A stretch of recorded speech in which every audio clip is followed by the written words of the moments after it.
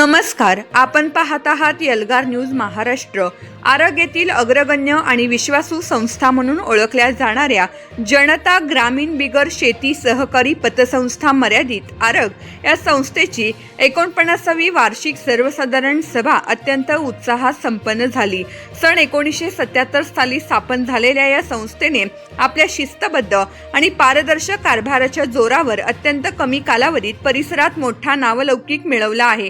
आपली यशस्वी घोडदौड कायम ठेवत संस्थेने यंदाही आपल्या सभासदांना नेहमीप्रमाणे 15% लाभांश जाहीर केला आहे। याशिवाय ग्रामीण भागातील ग्राहकांसाठी अत्याधुनिक तंत्रज्ञानाचा वापर करत QR कोड आणि मोबाईल ॲप्लिकेशन सेवा सुरू करणारी ही पहिलीच पतसंस्था ठरली आहे। डिजिटल बँकिंगचा अवलंब करून संस्थेने ग्रामीण भागातील बँकिंग अधिक सुलभ आणि लोकाभिमुख बनवले आहे। विशेष म्हणजे ही संस्था आता आपल्या यशस्वी प्रवासाचे 49वे वर्ष पूर्ण करून सुवर्ण महोत्सवी म्हणजेच 50व्या वर्षात पदार्पण करत आहे।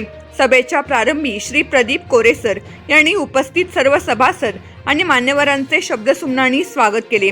त्यानंतर सभेच्या अध्यक्षस्थानी श्री राजेंद्र वैद्य यांची निवड करण्यात आली। सभेचे कामकाज पुढे चालू असताना श्री प्रतीक पाटील यांनी मागील सर्वसाधारण सभेचे प्रोसिडिंग आणि संस्थेच्या वर्षभरातील कामाचा सविस्तर अहवाल उपस्थितांसमोर वाचून दाखवला।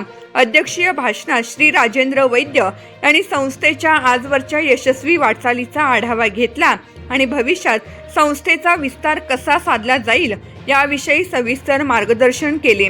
या वार्षिक सर्वसाधारण सभेस संस्थेचे सर्व संचालक मंडळ, पदाधिकारी आणि सभासद मोठ्या संख्येने उपस्थित होते। सभेच्या शेवटी श्री प्रदीप कोरेसर यांनी उपस्थितांचे आभार मानले आणि सभा सांगता झाली।